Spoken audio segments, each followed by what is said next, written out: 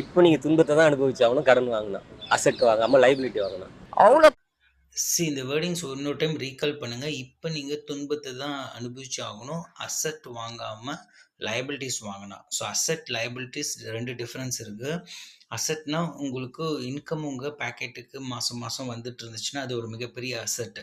லைபிலிட்டிஸ்னால் மாதம் மாதம் லோனுக்கு நீங்கள் கட்டுறீங்க பார்த்தீங்களா, அது எந்த லோனாக இருந்தாலும் சரி, prepaid, personal loan, home loan, credit card, எதுக்கு நீங்கள் கட்டினீங்கனாலும் தட் இஸ் லைபிலிட்டி. உங்கள் பேக்கெட்லேருந்து பணம் வெளியே போச்சுன்னா that is liability. So life long ஹாப்பியாக நீங்கள் லீட் பண்ணணும்னா டே டு டே துன்பம் இல்லாமல் கஷ்டப்படாமல் இருக்கணும்னா கடனே வாங்காதீங்க. அவர் சொன்ன வேர்டிங்ஸ் ஒரே வரியில் என்டையர் ஃபினான்ஸும் முடிஞ்சிச்சு.